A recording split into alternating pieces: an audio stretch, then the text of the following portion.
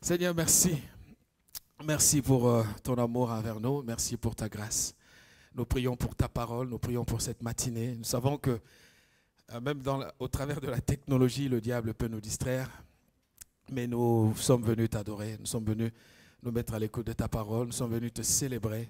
Notre Dieu, prends toute la place. Prends toute la place et visite-nous. Visite nos cœurs. La Bible dit qu'il envoya sa parole et sa parole guérit. Seigneur, merci. Merci parce que tu connais le vide de notre cœur. Il n'y a que toi qui as les moyens de le combler. Non par des artifices, mais par la profondeur, par le contenu de ta parole. Alors nous serons transformés et rendus jour après jour à ton image. Au nom de Jésus, sois loué. Amen. Voilà, là c'est parfait, tu vois. Donc là c'est parfait. La générosité. Nous allons ouvrir la parole de Dieu dans le livre de 1 Samuel chapitre 25. Ce matin, il n'y a pas de PowerPoint, mais on va lire vraiment, on va faire référence au texte biblique. Nous allons beaucoup lire. 1 Samuel 25.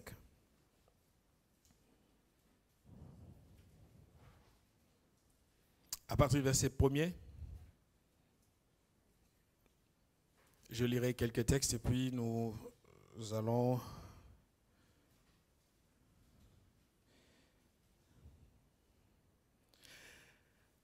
prenons verset 4. David apprit au désert que Nabal tondait ses brebis. 1 Samuel 25. Il envoya vers lui 10 jeunes gens auxquels il dit « Montez à Carmel et allez auprès de Nabal. Vous le saluerez en mon nom et vous lui parlerez ainsi. Pour la vie, sois en paix et que la paix soit avec ta maison et tout ce qui t'appartient. Et maintenant, j'ai appris que tu as les tondeurs.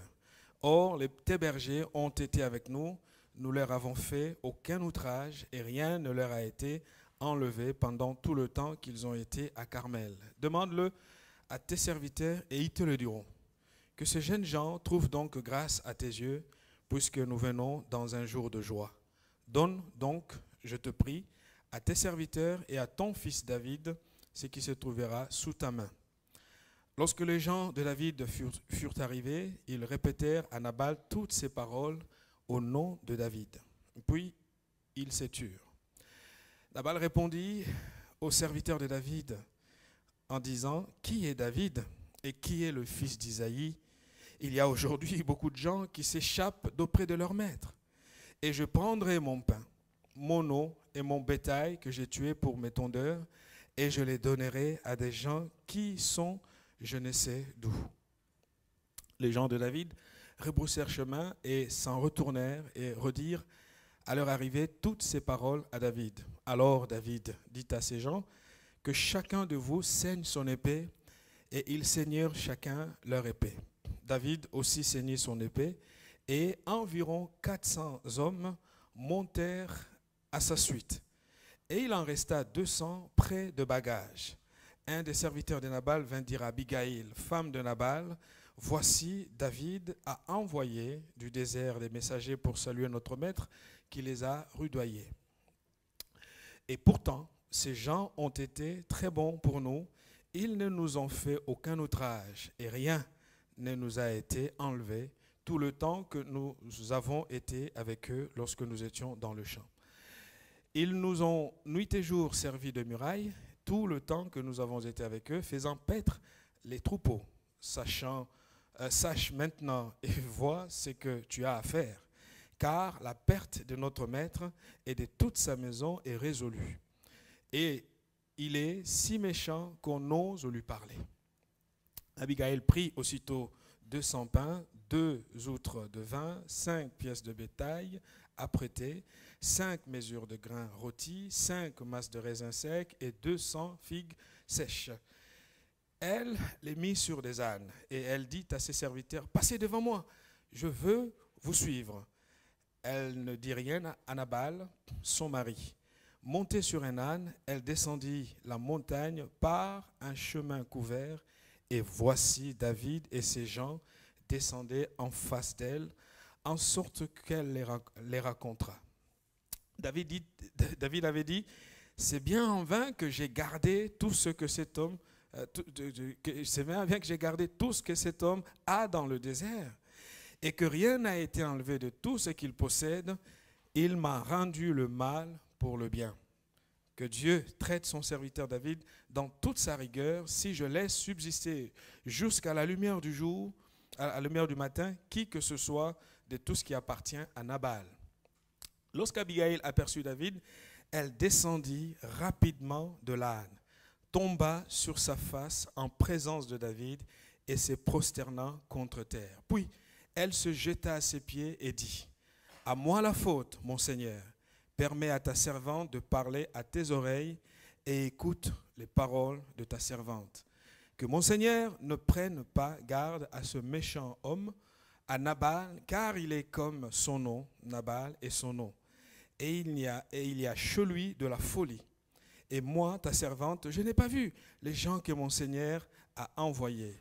Maintenant, mon Seigneur, aussi vrai que l'Éternel est vivant et que ton âme est vivante, c'est l'Éternel qui t'a empêché de répandre le sang et qui a retenu ta main. Que tes ennemis, que ceux qui veulent du mal à mon Seigneur soient comme Nabal. Accepte ce présent que ta servante apporte à mon Seigneur et qu'il soit distribué aux gens qui marchent à la suite de mon Seigneur. Pardonne, je te prie, la faute de ta servante, car l'Éternel fera à mon Seigneur une maison stable. Pardonne, car mon Seigneur soutient les guerres de l'Éternel et la méchanceté ne se trouvera jamais en toi. S'il s'élève quelqu'un qui te poursuive et qui en veuille à ta vie, l'âme de mon Seigneur sera liée dans le faisceau des vivants auprès de l'Éternel ton Dieu, et il lancera du creux de la fronde l'âme de tes ennemis. Lorsque l'Éternel aura fait à mon Seigneur tout le bien qu'il t'a annoncé et qu'il t'aura établi chef sur Israël, mon Seigneur n'aura ni remords ni souffrance de cœur pour avoir répandu le sang inutilement et pour s'être vengé lui-même. Et lorsque l'Éternel aura fait du bien à mon Seigneur, souviens-toi de ta servante. Amen. Deuxième texte, c'est Jean 13. Jean chapitre 13. Nous lisons les versets 26 à 29. Jésus répondit, « C'est celui à qui je donnerai le morceau trempé. » Et ayant trempé le morceau, il le donna à Judas, fils de Simon, l'Iscariote. Dès que le morceau lui fut donné, Satan entra dans Judas. Et Jésus lui dit, « Ce que tu fais, fais-le promptement. » Mais aucun de ceux qui étaient à table ne comprit pourquoi il lui disait cela. Car quelques-uns pensaient que comme Judas avait la bourse, Jésus voulait lui dire, « Achète ce dont nous avons besoin pour la fête, ou qu'il lui commandait de donner quelque chose aux pauvres. » Amen. La générosité est une affaire de cœur. C'est vrai que nous sommes dans une église qui n'est pas, je dirais, qui n'est pas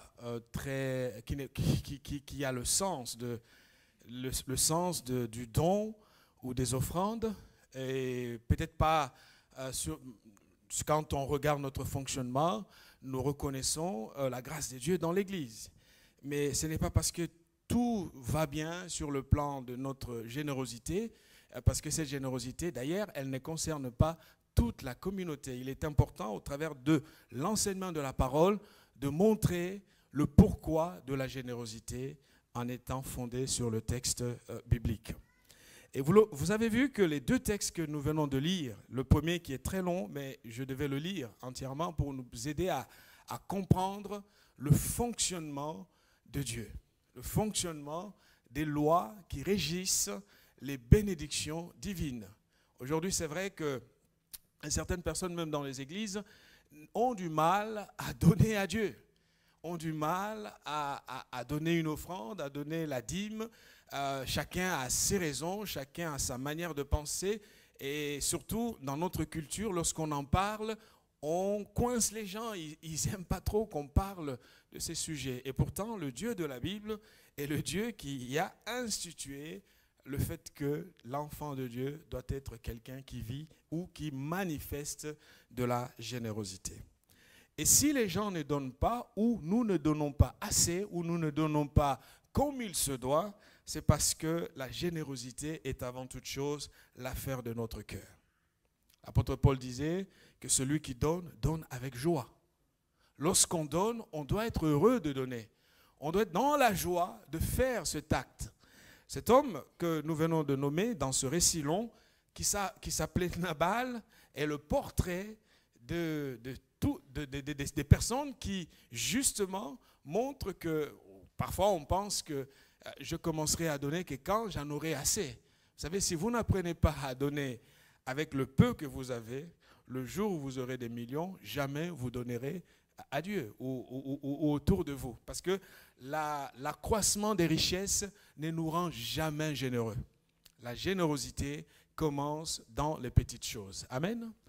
Oh Seigneur, le jour que tu vas me donner ça, que le jour que tu vas me donner ce travail, alors c'est faux. Tout commence par les petites choses. Il y a un texte de la parole dans Proverbe 4, verset 23, qui attire notre attention sur les dispositions de notre cœur. La parole de Dieu dit ceci: garde ton cœur plus que toute autre chose, car de lui viennent les sources de la vie. Garde ton cœur plus que toute autre chose, car de lui viennent les sources de la vie. Si le cœur n'est pas bien gardé, alors nous allons croire que les acquisitions vont nous consoler. Sachez-le qu'aucune acquisition ne peut faire la joie de notre cœur.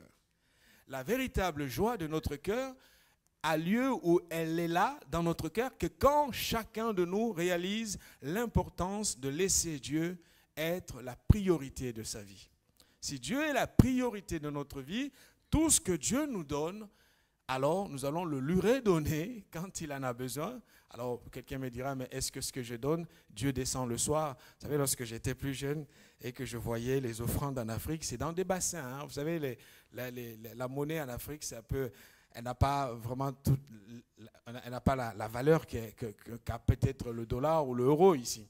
Et du coup, dans des grandes églises, je voyais des bassins, des gros paniers d'argent comme ça, et on mettait ces billets parfois qui étaient dévalués. Et je me disais, tout petit, hein, ça c'est mon raisonnement d'enfant, je me disais, le soir, les anges descendaient pour reprendre ces paniers pleins d'offrandes et remonter avec au ciel. Bon, ça c'est le raisonnement d'un enfant, parce que quand mes parents m'amenaient à l'église, c'est ce que mes yeux voyaient. Ce n'est qu'après que j'ai compris qu'aucun ange ne descend le soir pour reprendre cet argent et le remonter à Dieu. Dieu a institué des femmes et des hommes pour gérer avec intelligence cet argent dans le seul but de faire avancer le royaume de Dieu dans ce monde. Amen. Donc la générosité, pourquoi tant de prières et peu d'impact parmi les chrétiens? Mardi, c'était mardi soir, oui, nous avons reçu la visite d'un ami qui travaille pour la fondation Bill et Melinda Gates. Cet homme, il est tanzanien. Il est passé chez nous, il voulait nous saluer. Et il a fait un passage éclair. On est resté 30 ou 35 minutes. Et à table, en fait, pendant qu'on buvait quelque chose, il m'a parlé de quelque chose qui m'a bouleversé. Il m'a dit que ce qui impressionne cet homme, c'est de voir à quel point quelqu'un comme Bill Gates, qui est païen, en fait, qui n'est pas chrétien comme vous et moi, mais qui dépense chaque année 4 milliards 500 millions de dollars des dons qu'il donne aux associations. Aux associations, parce que son combat, c'est, si vous allez sur le site internet de la fondation Bill Gates, vous verrez que le mot-clé de cette fondation, c'est que toutes les vies ont la même valeur partout, que ce soit aux États-Unis ou en Afrique ou en Asie, toutes les vies ont la même valeur. Et cet homme dépense énormément d'argent.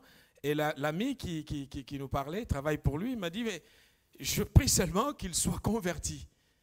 Je me demande, mais comment un homme qui a un grand cœur, un cœur à ce point, de donner, de redistribuer autour de lui, parce que l'objectif de sa vie, c'est d'aider d'autres personnes. il croit qu'on peut effacer les inégalités qui existent. Alors j'ai pris cet exemple et je me suis dit, mais si quelqu'un de non-croyant, en fait, si quelqu'un qui n'est pas chrétien, qui croit en d'autres valeurs, est capable de lutter contre le mal en agissant pour le bien de la communauté humaine, à combien plus forte raison, nous qui sommes enfants de Dieu, ne devions pas suivre l'exemple de générosité. Garde ton cœur, parce que le cœur est la clé de toute relation stable avec Dieu. L'apôtre Paul prévenait les chrétiens des Galates en disant, c'est un texte que nous connaissons très bien, où il nous invite à comprendre que la récolte est toujours fruit de la sémence. Si mon cœur ne sème pas au bon endroit, de la bonne manière, ce que je vais récolter sera aussi conséquence de ce que j'aurai sémé. C'est Galates 6, verset 7, où il est dit, « Ne vous y trompez pas, on ne se moque pas de Dieu. » C'est qu'un homme aura semé, il le moissonnera aussi. C'est lui qui sème pour sa chair, moissonnera de la chair la corruption, mais c'est lui qui sème pour l'esprit, moissonnera de l'esprit la vie éternelle. Amen. Il y a un principe, la sémence produit la récolte. La qualité de la sémence détermine celle de la récolte. Si mon cœur est tourné vers moi, vers l'argent que je gagne, vous savez, il est plus facile de dire à Dieu, Seigneur, pourvois à ce travail, tu vois que j'ai des difficultés par rapport à mon emploi. Mais quand Dieu me prête la vie, ça a été la phrase que Moïse a donnée aux enfants d'Israël en disant, dans Deutéronome 8, il leur dit, faites attention, veillez sur votre cœur. C'est un très beau texte, Deutéronome 8. Si vous le lisez, vous le rélisez, vous verrez que notre cœur apprendra à vraiment compter que sur le Seigneur. Moïse leur dit, faites attention parce qu'il arrivera que quand vous allez traverser de l'autre côté du fleuve, que vous serez en possession de ce beau et grand pays, que votre cœur ne se dise, c'est la force, c'est mon intelligence et ma force qui m'ont permis d'acquérir ces choses. Et vous risquerez d'oublier l'Éternel, votre Dieu, qui vous donne la vie, qui vous donne la force, qui vous donne le courage. Vous savez, vous pouvez dire que vous le faites parce que vous êtes intelligent, mais votre seule intelligence ne suffit pas. La grâce de Dieu, le souffle de vie que Dieu vous donne, vous permet de faire toutes ces choses. Amen. Veillons à notre cœur. Veillons parce que notre cœur peut à la fois être un ami, mais il peut également se révéler comme un ennemi majeur. Lorsqu'on revient à l'histoire de Nabal, Nabal est un personnage compliqué, un personnage difficile, et sa femme dira au verset 25 de 1 Samuel 25, 25, parce qu'en fait ici nous avons, la femme décrit le caractère de cet homme. Il dit à David que mon Seigneur ne prenne pas garde à ce méchant homme, à Nabal. Car Nabal, dit la femme, il est comme son nom. Autrement dit, la folie et la méchanceté reflètent un cœur qui est tourné vers les choses du monde que vers les choses du royaume de Dieu. Il dit, Nabal est son nom, et il y a chez lui de la folie. Et moi, ta servante, je n'ai pas vu les gens que mon Seigneur a envoyés.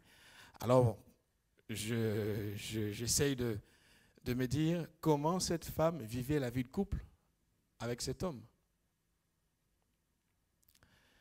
Et plus tard, on va voir le récit. Si vous ne le savez pas, je vais dénouer un peu le récit. Plus tard, Abigail deviendra la femme de David.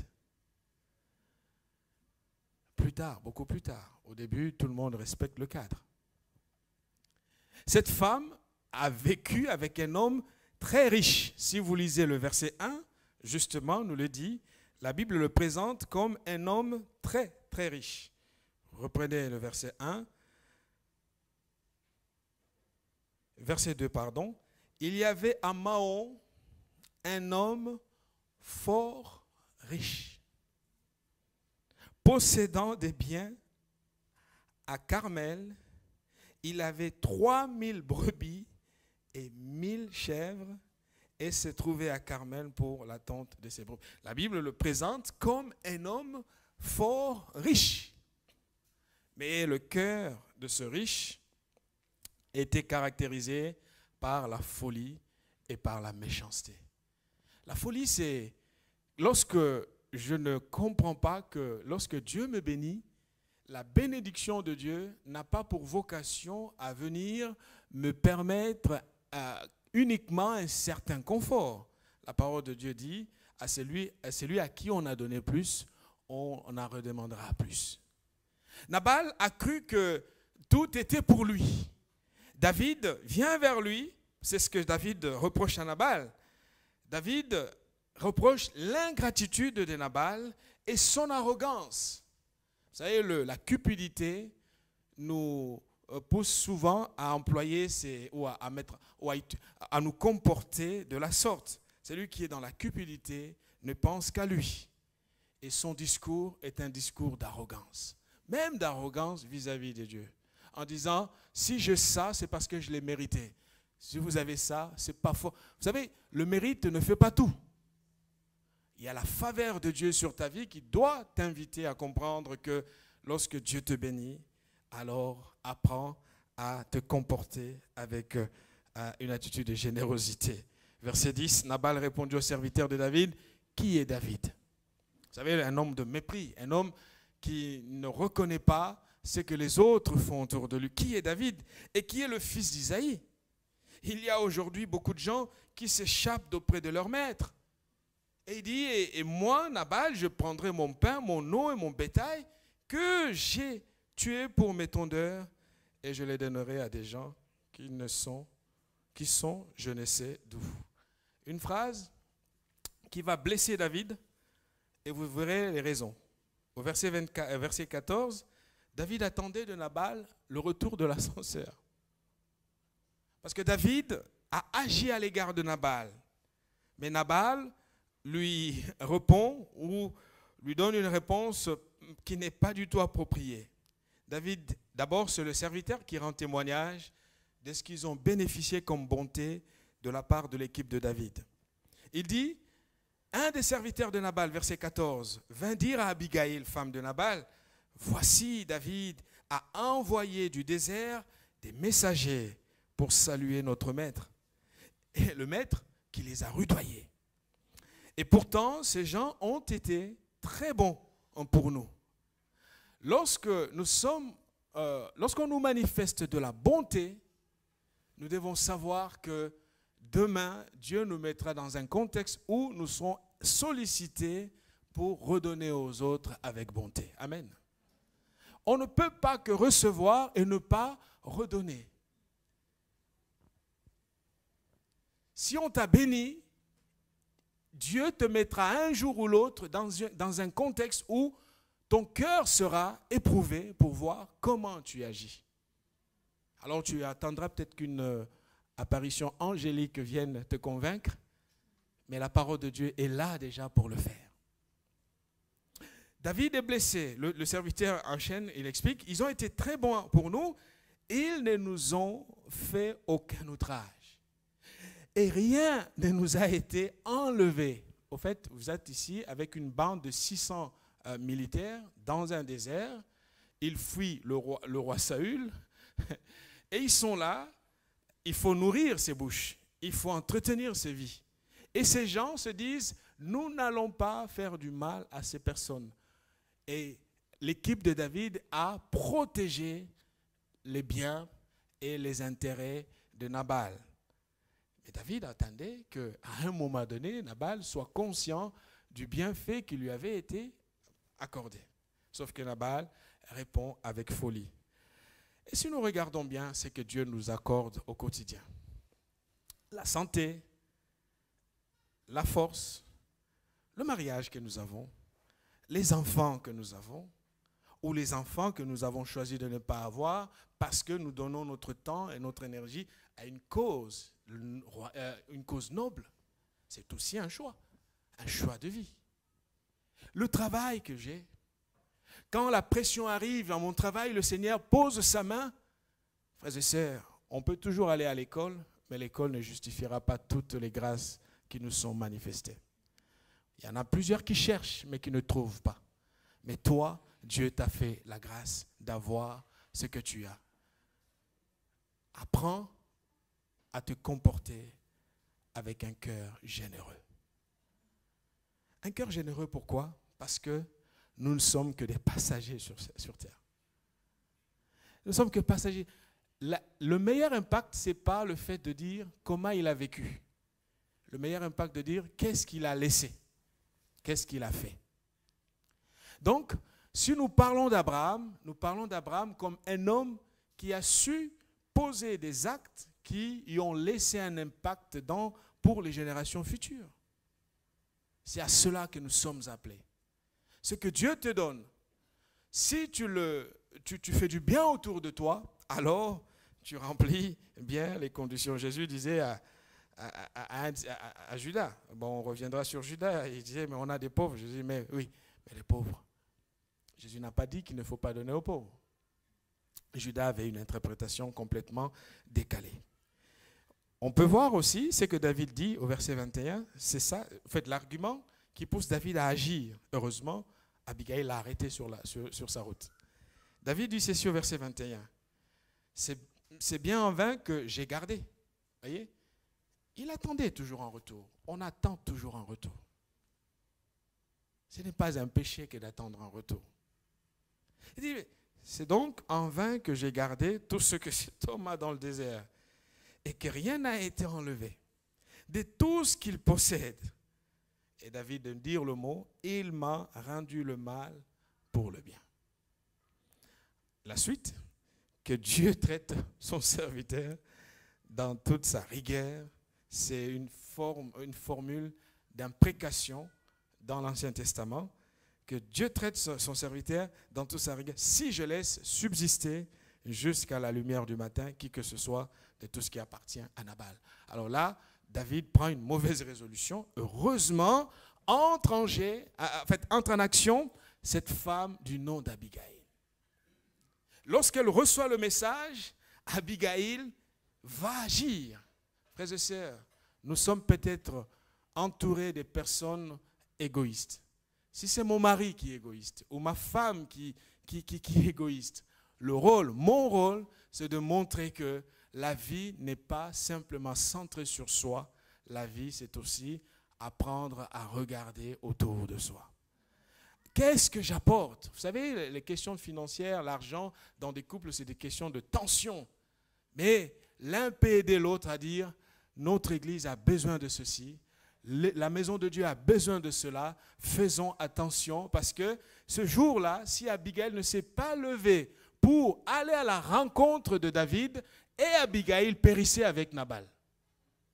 Parce que la résolution de David était de mettre à mort tout ce qui appartenait à Nabal. Autrement dit, si David était arrivé chez Nabal, il tuait Nabal, il tuait Abigail, il tuait tout ce qui était dans sa maison. On peut dire que Dieu convaincra son cœur, mais nous avons toujours un rôle à jouer. Lorsque nous sommes aux côtés de notre conjoint ou de notre conjointe, d'un proche qui ne comprend pas les principes de Dieu. Amen. Si Abigail n'a pas agi ce jour-là, c'était compliqué. Et voyez comment il agit. Verset 24. Puis se jetant à ses pieds, elle dit, à moi la faute, mon Seigneur. Permets à ta servante, écoutez le langage d'une femme, une femme de qualité. Vous savez, la beauté d'une femme, ce n'est pas simplement les Chanel et les Dior. La beauté d'une femme, alors je ne suis pas en train comme dit Pierre, c'est ses qualités intérieures. Il dit, permets à ta servante de parler à tes oreilles. Elle sait parler. La femme de sagesse sait parler à l'oreille d'un homme. De parler à tes oreilles. Et écoute les paroles de ta servante. Que mon Seigneur ne prenne pas garde à ce méchant homme, à Nabal, car il est comme son nom. Nabal est son nom. Il y a de la folie chez lui. Et ainsi de suite. Et j'aime bien le verset 31, il dit, mon Seigneur, n'aura ni remords, ni souffrance de cœur pour avoir répandu le sang inutilement. Et il touche le point, pour s'être vengé lui-même. Elle dit autrement à David, je ne veux pas que tu suies tes mains en versant le sang inutilement. Autant David pouvait verser le sang dans un contexte de guerre, parce qu'il y a une guerre entre deux nations, là, c'est légitimé, mais supprimer la vie de Nabal, ça aurait été un crime devant Dieu. Et c'est grâce à Abigail que David va être retenu et comprendre qu'il n'est pas permis de se venger soi-même. Amen. Je termine avec l'histoire de Judas. Vous verrez bien que dans le texte ici de Judas, il y a un élément qui nous échappe. Et quand on lit, quand vous prenez votre Bible et que vous lisez comme ça, vous ne verrez pas le problème. Mais avec réflexion, parce que même les apôtres ne comprennent pas ce qui se passe. La Bible dit, Jésus répondit, verset 26. Ce que je veux dire, c'est que la délivrance n'est possible que pour celui qui se repent. Si vous ne vous repentez pas, si vous ne vous repentez pas de votre amour des biens de ce monde, de votre attachement à l'argent et à la gloire passagère ou au refus d'être généreux, Dieu ne fera rien. Nous lisons, Jésus répondit, c'est celui à qui je donnerai le morceau trempé. Bon, ils ont posé les questions, qui va te trahir? Il dit, c'est celui à qui je donnerai le morceau trempé. Et ayant trempé le morceau, il le donna à Judas, fils de Simon, l'Iscariote. Et la parole de Dieu déclare, dès que le morceau fut donné, Satan entra dans Judas. Et Jésus lui dit, ce que tu fais, fais-le promptement. Mais cette phrase-là, ils l'ont entendue, mais ils ne l'ont pas comprise. Mais aucun de ceux qui étaient à table ne comprit. La Bible dit que, autrement dit, même lorsque nous nous égarons ou que nous nous perdons dans l'égoïsme, dans l'avidité, dans la gloire vaine de ce monde, Dieu nous parle de manière à ce que nous comprenions son amour et que nous revenions, nous retrouvions le bon sens, le bon chemin. Jésus a voilé les termes. Il a dit, Judas savait ce qu'il allait faire. Jésus savait ce que Judas allait faire. Et Jésus lui dit, ce que tu fais, fais-le promptement. Autrement dit, tu as toujours le choix de ne pas faire ce que tu veux faire. Et Judas, son cœur était ailleurs. Les apôtres commencent à débattre, mais bon, qu'est-ce qu'il a voulu lui dire? Bon, comme il tenait la bourse, il dit, oh, bon, peut-être achète ce dont nous avons besoin pour la fête. Vous savez, Dieu ne nous dévoile pas la première fois. La compassion de Dieu nous couvre avec amour. Et quand Dieu met les choses à la lumière du jour, c'est parce qu'il y a le trop-plein. Aujourd'hui, tu peux retenir ce qui appartient à Dieu. Tu peux garder l'argent qui appartient à Dieu. Tu vois que Dieu ne fait rien, il n'y a aucune intervention, il n'y a aucun problème, tout va bien. Mais le jour viendra où le Seigneur te le fera payer cher. Mais il ne faut pas qu'on en arrive là. On a toujours la possibilité, comme il a été dit à Judas, attention, tu peux éviter d'aller jusqu'au bout de ta démarche. Jésus a codé les termes parce qu'il voulait que le secret reste entre eux deux. La preuve en est que même ceux qui étaient à table n'ont pas compris la discussion, le dialogue qui avait lieu entre Judas et le Seigneur Jésus. Oui, nous pouvons retrouver le chemin de la liberté. Le chemin de la liberté qui consiste à être généreux. Parce que nous ne sommes que des passagers. Amen. Judas avait le choix de se ressaisir. Judas avait le choix de se raviser. Judas avait le choix de rentrer et de réintégrer le groupe. Pourquoi il sortait? Où est-ce qu'il part? Ils étaient tous ensemble à table. Pourquoi partir? Il aurait pu dire, mais je suis en train de faire une bêtise. Non, il faut que je reste. Je fais partie du groupe, il faut que je reste ici. Mais pourquoi il sort? Comme il n'a pas voulu changer, la Bible déclare, Satan entra dans Juda. Chers amis, ne laissons pas à l'ennemi l'espace pour qu'il entre en nous. Une fois qu'il entre dans notre cœur, le cœur, et c'est l'une des expressions rares des possessions. Quelqu'un qui a été rempli du Saint-Esprit, a mangé avec Jésus, a chassé les démons, a délivré les gens, et on a ici l'habitation de Dieu. Dieu sort parce que la Bible dit Satan entre en lui. Vraiment, il y a une action forte, une présence forte de l'ennemi lui-même qui vient entrer dans son cœur. Nous pouvons éviter que la gloire passagère gagne notre cœur, et cela, apprenons la générosité. Amen.